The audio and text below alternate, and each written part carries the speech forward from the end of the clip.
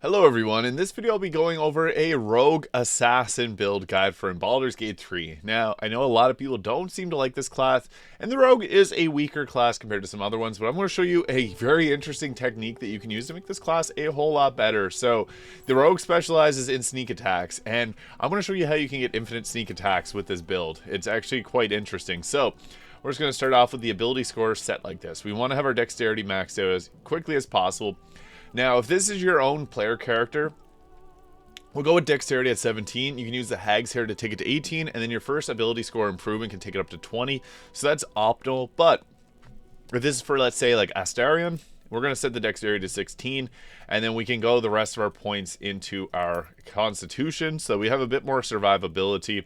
Dexterity is huge because it gives us our armor class, our attack rolls, our damage rolls, and our armor class, so it's an initiative, so very, very important to have a high dexterity. And then we can kind of leave the stats somewhere around there. Even having a little bit more points into strength is nice, so something like that could work. Yeah, somewhere around there is what we're going to be looking to start off with, and then we can choose our skill proficiencies. I like to have stealth maxed out. There's a reason for this. I'm even using armor to maximize our stealth because we're going to be a stealthy class. Now, obviously the rogue's meant to be stealthy, but there's an increased need for stealth with the assassin because we can set up and get surprise off on targets and then continue to deal increased damage to them.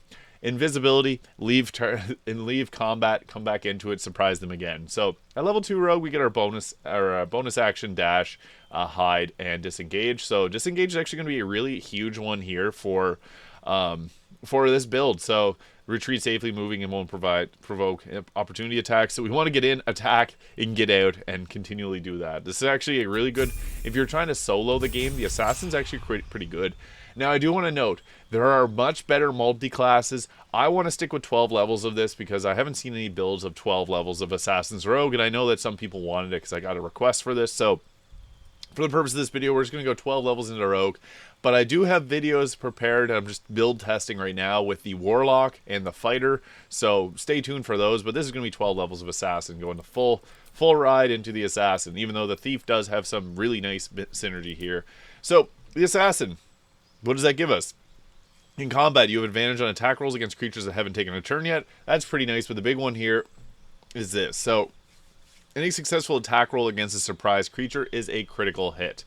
And this would actually work fantastically with a half-orc, as they get an extra damage die whenever they do a critical attack. So, that would be most optimal. But, yeah, attack rolls against surprise creatures is a critical hit. It's huge.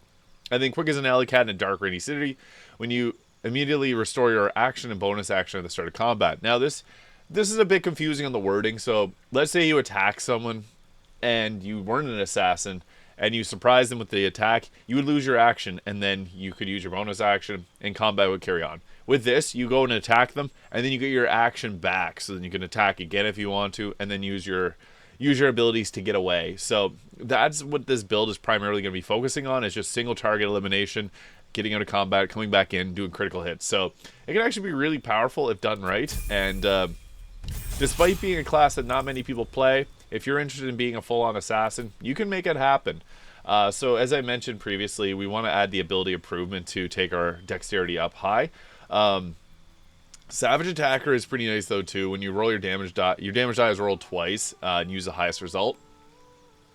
What's nice about this, we're just going to flat out deal more damage, so that can be another option, but honestly, the increase of dexterity is just so beneficial to this class early on to give higher armor class and attack rolls.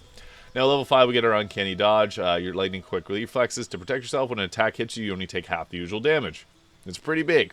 That makes the rogue a little bit more survivable. I went with the Drow too because darkness is very useful to have on this, as we don't normally get spells as a rogue. It's just nice to have that. We get to change out our skills, so at level 6 you get more skill. You get to choose a couple more skills, so proficiencies are always nice. We want to have our stealth max though. Now at level 7 we get evasion, so your agility lets you dodge out of the way of certain spells. When a spell or effect would deal half damage on a successful dexterity saving throw, it deals no damage. That's huge, so we will succeed and take less damage. It deals no damage and only half damage if you fail, so flat out taking less damage, pretty nice. Level 8 when we get ourselves another feat, and as I said, you can go with the the Savage Attacker to deal more damage. There's a few options here that could work pretty well. If you want to go and take medium armor, if you're just sticking with the full 12 levels, you can do that. But I would recommend just adding in another class. I'll get into some potential multi-classes at level 11 that we can take on. But I want to typically take the full 12 levels because not a lot of people had... I didn't see any videos on the full 12 levels of Assassin. But let's say this was our player character. We'd already have that 20 dexterity, so you can put the rest into Constitution. Alert's pretty nice too, +5 initiative if you don't plan on going just the solo assassinate everyone route. But yeah, for the purposes of this, you could also, I guess, go with the sharpshooter to add +10 to damage rolls, -5 to attack rolls, which is pretty nice. I'm just gonna go bump the dexterity up, as this, we're assuming this isn't the darker or the player character. Now at level 9 we get the infiltration expertise, so adopt a new identify, changing your appearance. This is pretty much just a illusion or disguise self spell. So while this is exclusive to the assassin, it's not amazing, I must admit. Not amazing. The rogue's pretty much has a lot of dead levels. Now the rogue does get another feat at level 12, level 10 and level 12. So we get this feat here, and there's a couple ways that we can go about doing this. You can go with a ritual caster, and you could take something like Longstrider, which is actually pretty decent.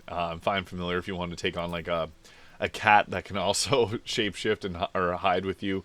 But yeah, Savage Attacker's a pretty great one to just flat out deal more damage.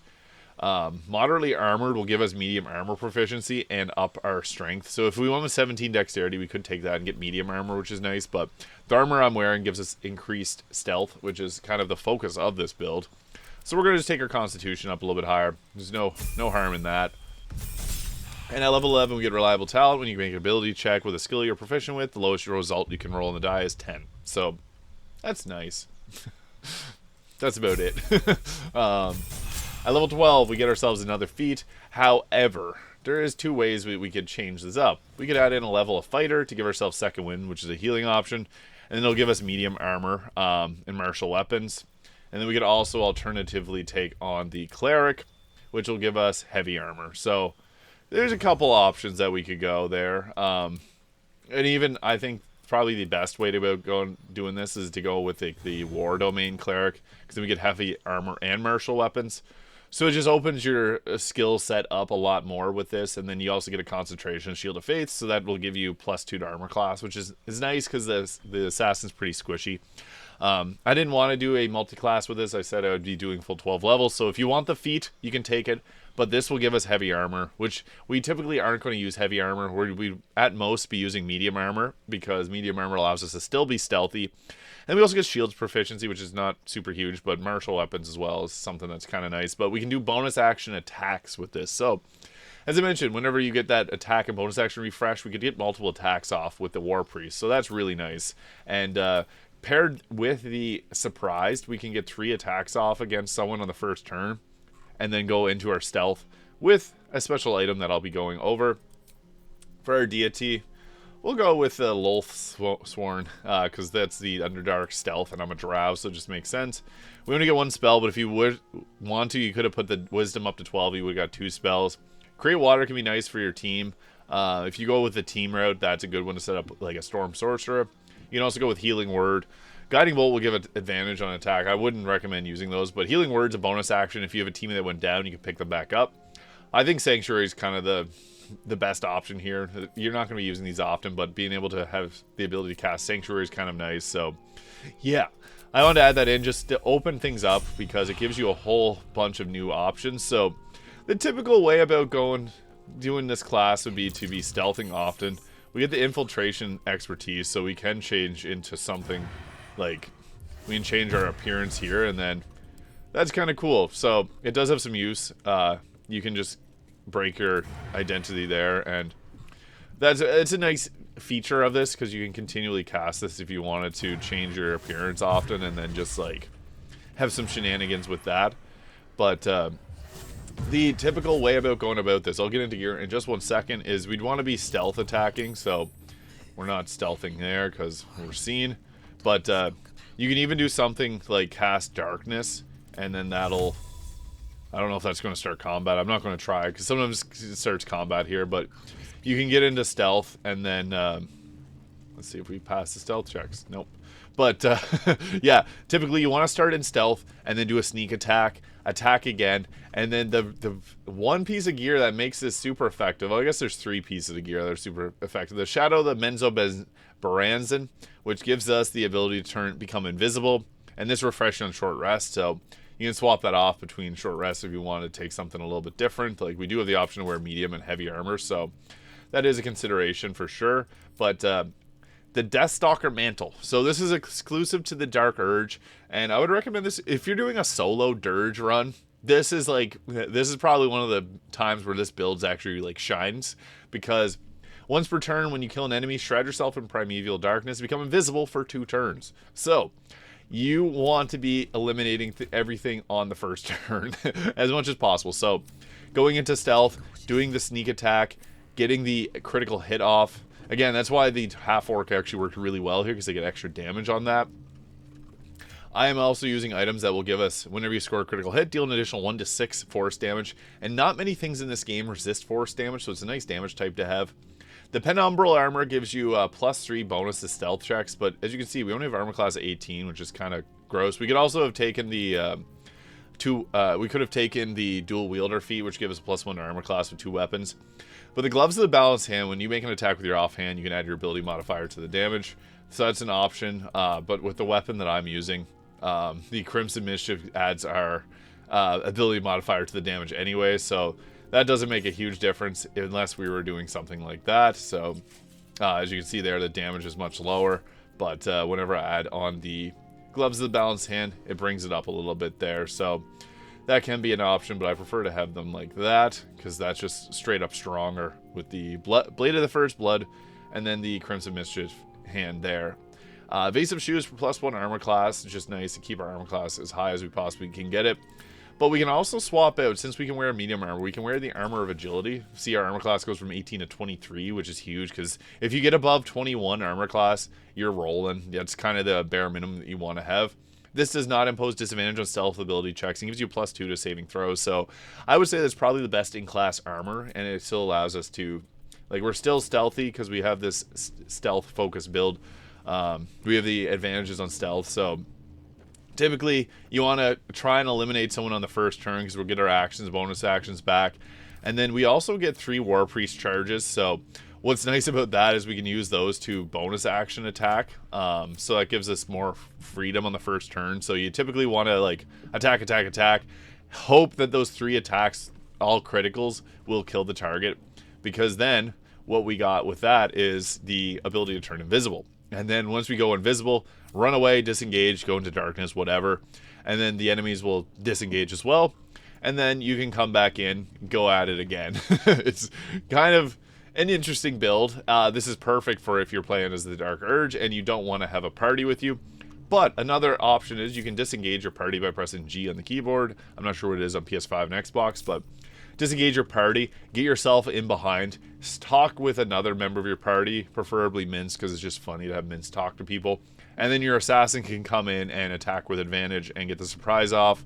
So yeah, while this is not the best build in Baldur's Gate 3, I didn't see anyone else talking about 12 levels of the Assassin Rogue, so it can be pretty good, and especially if it's your first time playing and you don't want to add in multi-classes. While the Thief is better because it gets 2 bonus actions, which just opens the floor up to being able to do things like dash and hide on your bonus action, this build still can be pretty great. So I would also recommend probably turning off the bonus action attack on your offhand, because then you can use the bonus, this to use your main hand attack. So yeah, I also like the Killer Sweetheart, which will give you a critical hit when you kill a creature, so free critical. And then also the Shadow Cloak Ring, when the wearer's weapon and unarmed attacks deal an additional 1d4 damage against lightly or heavily obscured creatures and creatures made of shadow. There's other rings that are good, so like even the armor ring will give us 24 armor class, which is nice. Ring of Free Action, ignore the effects of difficult terrain, can be good if we stumble into an area with difficult terrain. Especially if you're doing a solo build, you can kind of free things up. And the Amulet of Ball is just fantastic for that. Also, the Hellfire Crossbow, possibly inflict burning when hitting a creature while hiding or invisible, which we will be often with this build. And then the Fire Stoker, which deals an additional 1 to 4 piercing damage against burning targets, which will burn with this. So while this, again, not the best class in the world, I don't want people to come into the comments being like, this build sucks, because it's not the best. It's no sorcerer, it's no fighter, but it still has some synergy. So I will be doing a build guide on a rogue mixed with warlock and a rogue mixed with the fighter in the future, or the rogue assassin, I should say. So stay tuned for those, but just want to make this video just in case it helps someone out. Thank you so much for watching. If you found this video fun or useful, please hit the subscribe button below, and I'll see you all in the next video. Thanks so much for watching.